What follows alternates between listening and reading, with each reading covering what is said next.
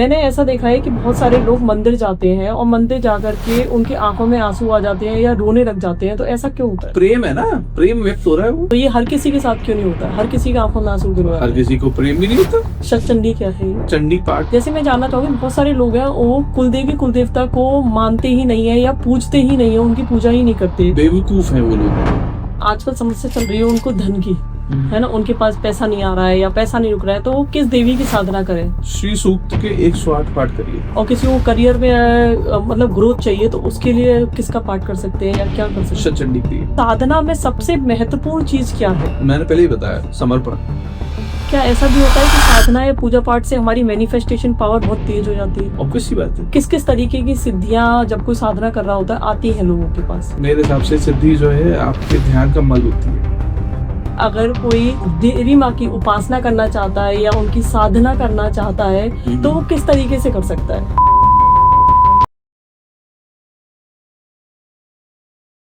आज का ये पॉडकास्ट आपके लिए बेहद इंफॉर्मेटिव और बहुत ही खास होने वाला है, क्योंकि आज हम बात करेंगे देवी माँ की साधना के ऊपर।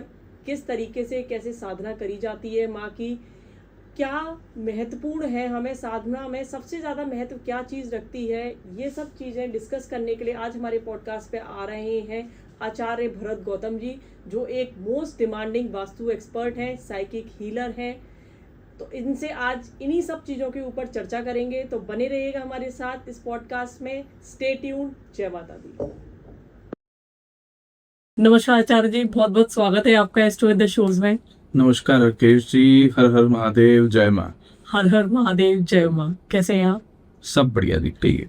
जैसे अभी आचार्य जी आपने बोला हर हर महादेव जय माँ, तो मुझे बहुत अच्छा लगा, आपने महादेव का नाम दिया, माँ का नाम दिया आपने। मैं जानना चाहूंगी कि आपका महादेव से और माँ से क्या कनेक्शन है?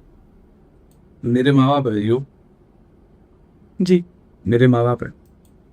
अब इससे ज्यादा कोई कनेक्शन तो मुझे पता नहीं। जी। मैं तो इतना ही जानता हूँ, और मैं भी मानता हूँ और वो भी मानते हैं। इतना मुझे पूरा पता है जी। तो मैं जानना चाहूंगी, जैसे अगर कोई देवी माँ की उपासना करना चाहता है या उनकी साधना करना चाहता है, तो वो किस तरीके से कर सकता है? प्रेम से। और क्या? आपके जवाब एक बात बताइए मुझे, आपको यहाँ से मुंबई जाना है, हाँ जी। आप रोड से भी जा सकते हो, आप फ्लाइट से भी जा सकते हो, आप ट्रेन से भी जा सकते हो। पहुंचना तो मुंबई है ना। जी जी ठीक है जी। अब बहुत सारे लोग बोलते हैं जी हम साधना करेंगे। ठीक है, उस साधना की क्या वैल्यू है जिसमें कोई भाव ना हो, जिसमें प्रेम ना हो? और माँ को तो प्रेम चाहिए, माँ को तो भाव चाहिए। ठीक है, तो जी प्रेम इंपॉर्टेंट है। मेरे गुरु दादाजी कहते थे 3 ही चीजें जो काम करती हैं जी। श्रद्धा जी विश्वास जी। समर्पण। श्रद्धा है पार्वती माँ, विश्वास है स्वयं भोलेनाथ, और समर्पण जो भक्त का होता है। ठीक है, तो श्रद्धा और विश्वास तो अपनी जगह पूरे खड़े हैं, यानी कि माँ और बाबा तो अपनी जगह पे है ही है, वो तो सत्य है जी। क्या भक्त का समर्पण है, क्या आपका समर्पण है? क्योंकि जब तक समर्पण नहीं आता तब तक प्रेम भी नहीं आता। एक हस्बैंड वाइफ के रिलेशन में भी जब हस्बैंड का अपनी वाइफ के लिए समर्पण नहीं है, तो क्या प्रेम हो सकता है? नहीं हो सकता। सेम वे है जी, एक भक्त का जब तक अपने इष्ट के प्रति समर्पण नहीं है, ठीक है, लोग उन्हें देवी माँ कहते हैं, लोग उन्हें पार्वती माँ, दुर्गा माँ, काली माँ, अलग अलग नामों से जानते हैं जी। मेरे लिए वो सिर्फ माँ है। ठीक है, मेरे लिए कोई आवरण नहीं है, मेरे लिए सिर्फ माँ है। ठीक है, मेरे लिए मेरे बाबा है। लोगों के लिए उनके कई सारे नाम है, मेरे लिए वो मेरे बाबा। मतलब वो आपका प्रेम है उनके प्रति जो समर्पण है, मतलब आप ये कहना चाह रहे हैं कि भक्ति में समर्पण सबसे ज्यादा महत्वपूर्ण रखता है। देखिए जी, जैसे किसी भी एक रिलेशन में कोई भी एक इंसान अपनी तरफ से प्रेम दिखाए, ठीक है, पूरा समर्पण दिखाए, तो अपने आप ही समय के साथ में दूसरे व्यक्ति का भी उतना ही प्रेम हो जाता है। तो इसी तरीके से जब आप अपने माँ बाबा के प्रति प्रेम दिखाएंगे, जब आप खुद से माँ के प्रति या बाबा के प्रति आपका प्रेम सच्चा होगा, तो मेरा भरोसा करिए आपको भी उस प्रेम का एहसास होगा जो वो खुद आपसे करते हैं। क्योंकि मेरे को तो कई सारे ऐसे एक्सपीरियंसेस है, कई बार ऐसा हुआ है मेरे जीवन में जहाँ पे पता चलता है कि बिल्कुल माँ पूरा पूरा प्रेज करती है। जी, मतलब आप ये कहना चाह रहे हैं कि जैसे अगर कोई महादेव के प्रति या फिर देवी माँ के प्रति अपना भाव उनको दिखा रहा है, तो वो भी अपना भाव उस भक्त को दिखाएंगे। दिखाने की जरूरत नहीं है ना जी, फील करने की चीजें हैं। शो ऑफ की दुनिया थोड़ा चल रही है, इंस्टाग्राम थोड़ी है कि आपने कुछ शो ऑफ करके दिखा दिया कि मतलब दिल में कुछ और सामने कुछ और। वो तो आपके हृदय को जानते हैं, उनसे कुछ थोड़ा छुपाए। सही बात। तो आपके अंदर वो फील है या नहीं है, डिपेंड वो करता है। मैंने ऐसा देखा है कि बहुत सारे लोग मंदिर जाते हैं और मंदिर जाकर के उनकी आंखों में आंसू आ जाते हैं या रोने लग जाते हैं, तो ऐसा क्यों होता है? देखिए, हाँ जी, ऐसा कोई बड़ी बात नहीं है कि मंदिर जाकर के रोने लगना जी। देखिए, बात जो आपने सवाल पूछा है, हाँ जी, हर कोई इतना प्रज्ञावान, इतना बुद्धिमान नहीं होता। जैसे मेरे फोन में भी कोई एक पिक्चर लगी हुई है, ठीक है, तो इसी तरीके से जो लोग मंदिर जाते हैं, एक विग्रह जाते हैं जी, वो क्यों जाते हैं? क्योंकि उन्हें अभी ईश्वर से मिलने के लिए या ईश्वर के सानिध्य में जाने के लिए किसी एक टूल की आवश्यकता है, ठीक है, या किसी एक इमेज की आवश्यकता है। अगर आपको अभी अपने पिताजी को याद करना है तो आप उनकी फोटो देखेंगे, सही बात, ठीक है, कि मेरे पापा ऐसे, ये मेरे पापा है। लेकिन जब वो आपको आंख बंद करके भी दिख रहे हैं तो क्या आपको फोटो की आवश्यकता है?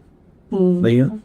तो इसी तरीके से अगर किसी को ईश्वर के दर्शन करने हैं, माँ बाबा को देखना है, राधा कृष्ण को देखना है, तो वो दर्शन करते जाते हैं ताकि उनको याद कर सके। It's just like that, nothing else.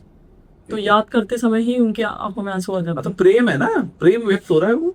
तो ये हर किसी के साथ क्यों नहीं होता? हर किसी की आंखों में आंसू क्यों आते हैं? हर किसी को प्रेम भी नहीं होता।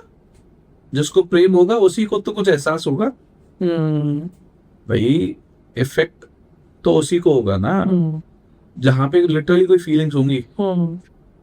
अब जो आज के समय में समय है कि प्रेम या किसी भी रिश्ते में प्रेम नहीं होता, रिश्ते 2 मिनट में टूट जाते हैं। तो वो टूटते तो वही है ना जहाँ प्रेम नहीं होता। जहाँ प्रेम होगा वहाँ टूटेंगे ही नहीं, या कुछ ना कुछ इफेक्ट तो होगा। तो वो जो आंसू आना है वो बेसिकली उस प्रेम का भाव है जो वो फील कर रहे हैं वहाँ पे। तो मैं ये जानना चाहूंगी, जैसे आपने बोला कि मतलब प्रेम का भाव जो है वो बहुत इंपॉर्टेंट है लाना भक्ति में, तो मतलब ये प्रेम का भाव एक नॉर्मल इंसान कैसे लाए अपनी भक्ति में? कैसे प्यार करे अपने महादेव से, अपनी माँ से, कैसे करे? देखो जी, अगर प्रेम भी अगर सिखाना पड़े तो फिर क्या ही रह गया। एक ही तो चीज है जो प्योर है। मतलब क्या कोई इसका प्रोसेस? एक बार बताओ, जो एक बच्चा पैदा होता है, हाँ जी, ठीक है, उसकी जो माँ है, उसकी माँ, हर माँ जो है अपने बच्चे से अले मेरा बच्चा क्या कर रहा है, कैसा है, ये सब बातें वो बच्चे को तो समझ में नहीं आ रहा ना, लेकिन वो माँ का प्रेम है ना। तो क्या वो प्रेम सिखाया जा सकता है? नहीं। बस, तो प्रेम तो अपने आप होता है। आपको अपनी माँ से प्रेम है, आपको अपने बाबा से प्रेम है, मुझे है, तो मेरे को कोई सिखाएगा उस चीज को? मुझे ऐसा नहीं करता। इट इज वेरी पर्सनल और आप उसे सिखा नहीं सकते। देखो, आप किसी को पूजा करना सिखा सकते हो, आप किसी को कुछ पर्टिकुलर साधनाएं सिखा सकते हो, प्रेम नहीं सिखाया जाता। प्रेम तो खुद से होता है। तो क्या हम ये कह सकते हैं कि पूजा करने से या साधना करने से हम अपने आप प्रेम करने लग जाएंगे भगवान से? देखिए, टेक्निकली दिस ऑल प्रोसेस वर मेंट। ये सब क्यों बना के, साधना क्यों की जाती है जी, समझिए जी। साधना इसलिए की जाती है ताकि वो प्रेम डेवलप किया जा सके। बेसिकली जो आपका सवाल था कि प्रेम कैसे डेवलप करे, जी, जी, जी। तो टेक्निकली प्रेम डेवलप हो सके, वो प्रेम डेवलप करने के लिए साधनाएं की जाती है। ठीक है। अब बहुत सारे लोग दिन में साधनाएं करते हैं, बहुत सारे लोग सतचंडी का अनुष्ठान कराते हैं। सतचंडी क्या है? सतचंडी इज लाइक चंडी पाठ, दुर्गा सप्तशती। अच्छा। दुर्गा सप्तशती में 700 श्लोक है, इसलिए उसे सप्तशती कहा जाता है। ठीक है। तो दुर्गा सप्तशती के 100 पाठ, उसे सतचंडी कहा जाता है। ठीक है। तो वो उनका अपना प्रेम है। ठीक है। बहुत सारे अनुष्ठान होते हैं। ठीक है। अब क्या है कि एक आम इंसान साधनाएं नहीं कर पाता, या जो भी है व्हाटएवर, ठीक है जी हम हर किसी को अपने अपने अर्थ, धर्म, अर्थ तो लगे ही रहते हैं ना, ठीक है। खैर हमारा धर्म भी कहता है, हमारा जो सनातन धर्म है उसके हिसाब से आप सबसे पहले धर्म सीखते हो, धर्म के बाद आप अर्थ सीखते हो, फिर आप उस अर्थ से दान करते हो, फिर मोक्ष प्राप्ति के लिए, ठीक है। तो बहुत सारी चीजें, स्टेप्स है अलग अलग। जी जी जी। तो मैं फिर से उस पर ही आऊंगा कि हर इंसान अपने अपने तरीके से कुछ ना कुछ धार्मिक क्रिया कर रहा होता है, irrespective of any sort of religion, ठीक है। वो उस तरीके से उस प्रेम तक पहुंचना चाह रहा है, सिर्फ। अच्छा। वो बेसिकली जो कहता है कि मुझे सिद्धि चाहिए। सिद्धि भी क्या है? सिद्धि बेसिकली आपका जो प्रेम है। अब आपके बच्चे आपको प्रेम करते हैं, आप उन्हें टॉफी दे देते हो ना कि चल चॉकलेट खा ले, ठीक है, तो वो सिद्धि को चॉकलेट है। हाँ, मतलब किस किस तरीके की सिद्धियां जब कोई साधना कर रहा होता है आती है लोगों के पास? देखिए हनुमान जी हैं जो सिद्धियां और निधियां कहा भी गया ना हनुमान चालीसा में, अष्ट सिद्धि नवनिधि के दाता। तो 8 तरीके की सिद्धियां होती हैं। और वो देखो कहने की बात है, लेकिन मुझे तो लगता नहीं है कि आज की डेट में लिटरली उन सिद्धियों को सच में कोई जी पा रहा है, ठीक है। हनुमान जी तो है ही है, उनके नाम मैं आपको दे दूंगा, आप चाहे तो अपने डिस्क्रिप्शन में मेंशन कर दीजिएगा। बेसिकली हवा में उड़ने की सिद्धि होती है, और फिर शरीर को छोटा बनाने की, बड़ा बनाने की, सम्मोहन करने की, ठीक है, उच्चाटन करने की, ऐसे अलग अलग तरीके हैं। जैसे षटकर्म आपने सुना है, और षटकर्म भी सिद्धियों के तरीके से किया जाता है। सिद्धियों का ही पार्ट है, सिद्धियों से किया जाता है, सिद्धियों से किया जाता है। अच्छा।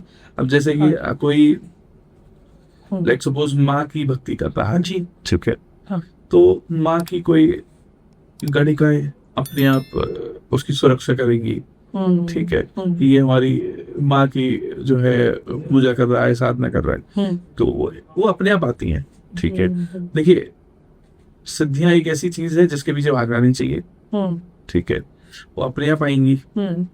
अगर आप उनसे इफेक्ट हुए और आपको वो चाहिए हुई जी, तो आप वहीं अटक गए, क्योंकि आपका गोल तो है ही ना।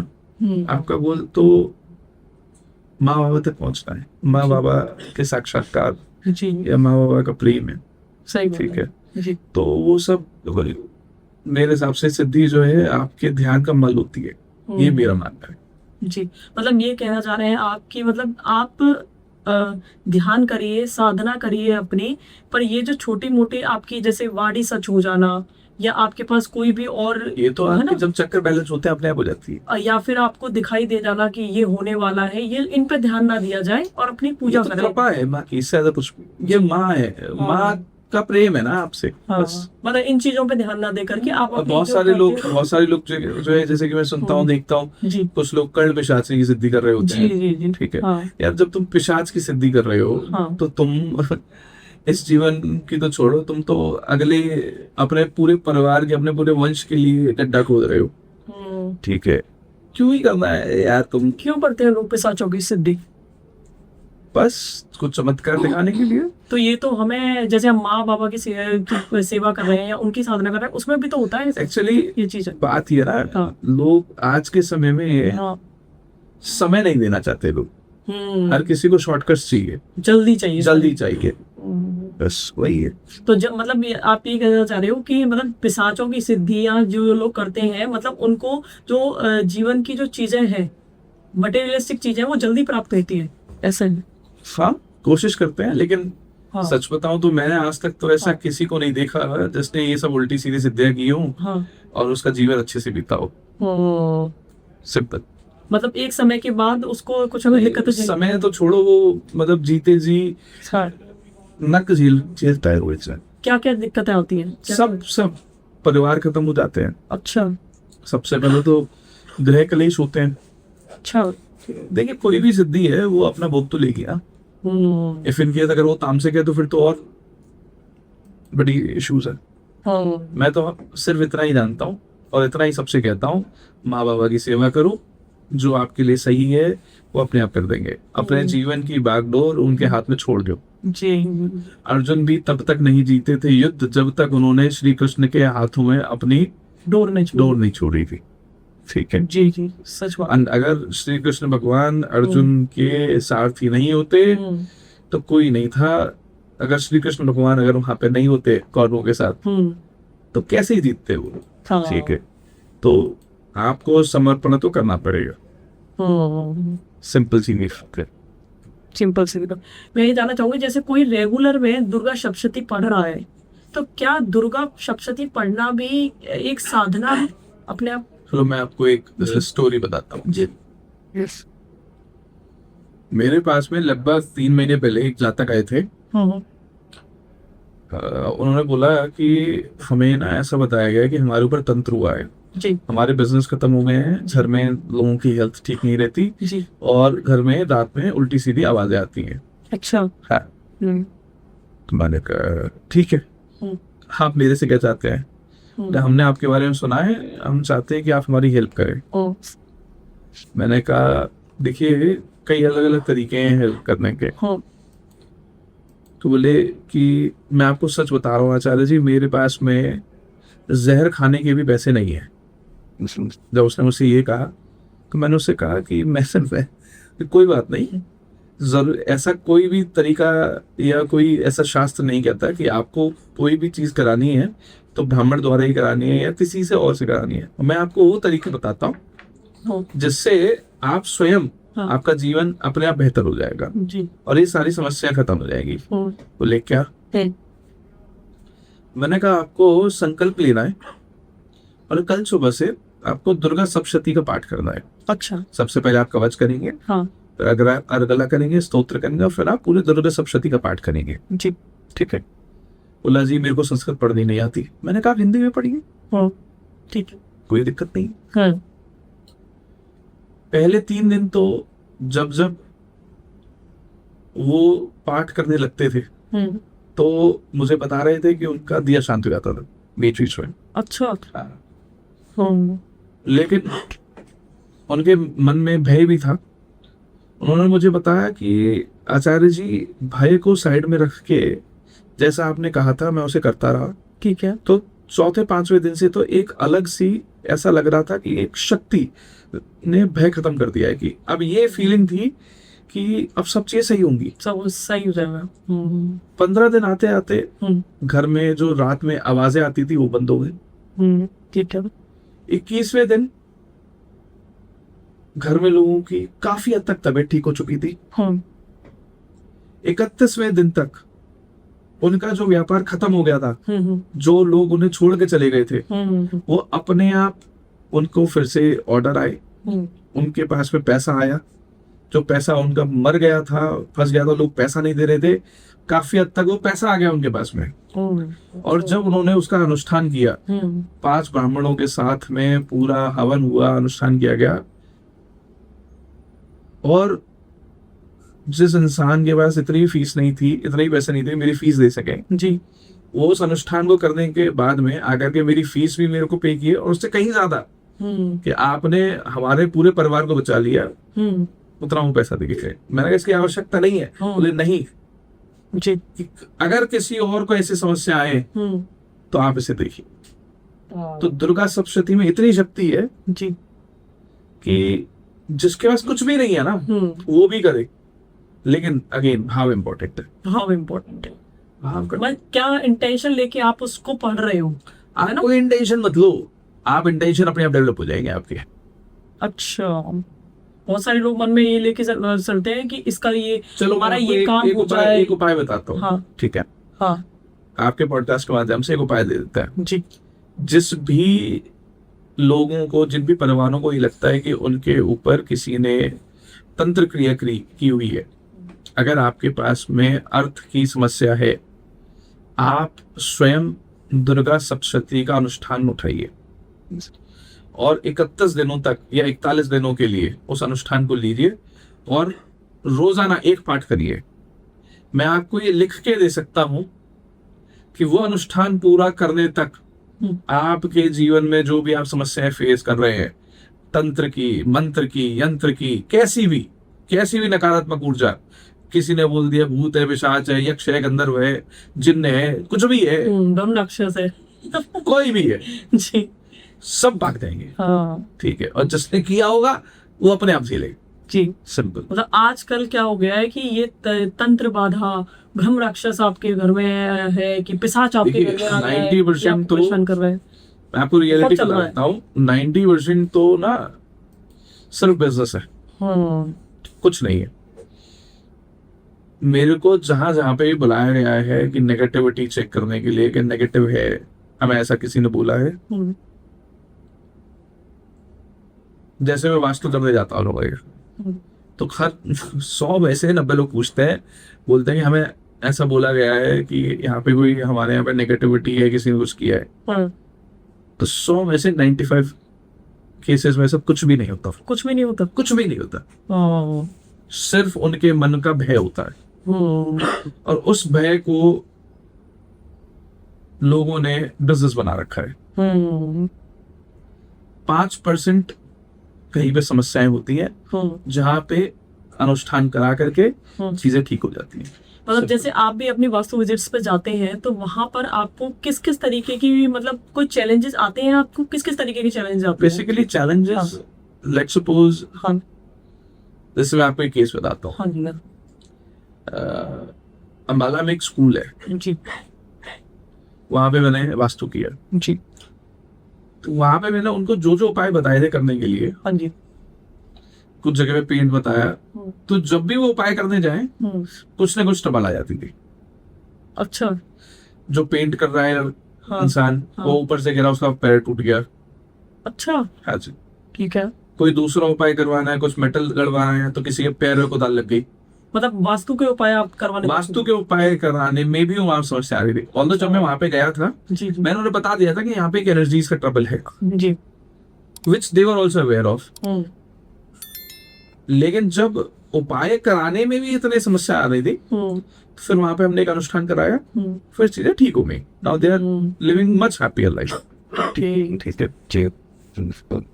होता क्या है ना कि ऊर्जाएं हर जगह होती हैं, डिपेंड ये करता है कि वो किस लेवल पे आपको परेशान कर रही है, नथिंग एल्स। किस लेवल पे आपको परेशान कर रहे हैं? मतलब बेसिकली पितृ तो आपके मोस्टली आपके घरों में होते ही है ना। अब आपके पितृ जो है वही अगर प्रेत योनि में है तो समस्या पैदा करेगी। क्या कभी ऐसा भी होता है कि ये जो अगर कहीं आप घर में गए और वहां पे आपको लगा हो कि यहाँ पे कोई नकारात्मकता है और उस नकारात्मकता ने आपको रोका हो कि आप वास्तु ना कर पाए उस घर का, ऐसा हुआ है? मेरे को कोई इशू नहीं आया, लेकिन जो क्लाइंट्स हैं उनको डिसीजन लेने में जरूर रोका है। अच्छा, हाँ, ये हुआ है। अगर मैंने कहीं पे कुछ पूजाएं बताई हैं तो वो पूजाएं करा नहीं पाए वो। मतलब वो आपसे डिसीजन ये वाला नहीं लिया। अगर मैंने उन्हें बताया है कि आपको ये काम कराना है तो वो करा नहीं पाए उसका, करा नहीं पाए उसका, ये हुआ है। अच्छा, माँ बाबा की कृपा से मेरे पे कोई कभी समस्या नहीं आई, लेकिन ये जरूर हुआ है कि अगर मैंने लोगों को कुछ उपाय दिए हैं करने के लिए तो वो उपाय नहीं कर पाए कभी। तो ये शक्तियां जो है आपका बेटरमेंट होने से रोकती है, ऐसा होते हैं। हाँ, टेक्निकली होता क्या है, देखिए अब जैसे मैंने आपको एक अभी बताया कि उन्होंने वो खुद से सप्तशती का पाठ किया। अब मान लीजिए अगर वो पाठ ही नहीं कर पाते तो फिर कैसे भला होता? सही बात। तो उसके लिए इंसान को भी तो खुद में पक्का होने की जरूरत पड़ेगी, अपना मन मजबूत करने की जरूरत है। बिल्कुल, हाँ बिल्कुल। अगर आप अपने मन में डर के आगे जीत है, ये सत्य है। सही बात है। आपके हृदय में या तो माँ और बाबा रहेंगे या भय रहेगा, या आपको डिसाइड करना है। जिसके हृदय में भय है कुछ नहीं हो सकता है।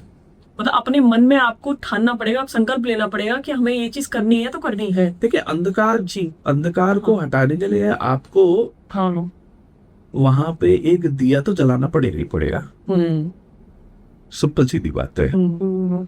आप किसी के घर में बहुत अंधकार है तो जब तक लाइट नहीं जलेगी तब तक तो अंधकार ही रहेगा। सही। वो जो दिया है वही जलाने की असली शुरुआत है। जैसे अभी हम लोग जैसे माँ की बात कर रहे हैं, देवी माँ की बात कर रहे हैं, दुर्गा सप्तशती की भी अभी हमने बात करी, इतनी सारी चीजों की बात करी। जैसे मैं जानना चाहूंगी, बहुत सारे लोग हैं वो कुलदेवी कुलदेवता को मानते ही नहीं है या पूजते ही नहीं है, उनकी पूजा ही नहीं करते। बेवकूफ है वो लोग, अच्छा। हाँ। बुद्धिहीन है। देखिए, कुलदेवी कुलदेवता वो हैं जो आपके परिवार पे किसी भी तरह की समस्या आए अगर, तो सबसे पहले वो आके खड़े होते हैं। पितरों के बाद में किसी भी ऊर्जा को परिवार की कुलदेवी से होकर गुजरना पड़ता है। अच्छा। अब जो लोग कभी अपनी कुलदेवी को ही नहीं पूज रहे, हाँ, तो वो ऊर्जा उनके लिए कभी काम ही नहीं करती, क्योंकि माँ की गणिकाएं आपके प्रोटेक्शन में आएंगी ही नहीं। क्यों? अगर वो नॉर्मल दुर्गा माँ की पूजा कर रहे हैं या माँ काली की पूजा कर रहे हैं और वो अपनी कुलदेवी, अगर वो पूजा कर रहे हैं ना, तो उन्हें अपनी कुलदेवी का पता होगा। अच्छा होता ऐसा अपने आप पता होगा, या वो चाहते होंगे कि हमें हमारी कुलदेवी का हमें पता चल जाए। जी जी। अब ये बात आपकी ठीक है कि बहुत से लोगों को नहीं पता होता, लेकिन वो चाहते हैं कि उन्हें पता हो। पता चल जाए जी। कैसे पता चलेगा? अगर आपको नहीं पता है, या देवी सर्वभूतेषु कुलजा रूपेण संस्थिता नमस्तस्यै नमस्तस्यै नमस्तस्यै नमो नमः। इस मंत्र की एक माला 21 दिन करिए, आपकी कुलदेवी आपको पता चल जाएगी 21 दिन। अच्छा।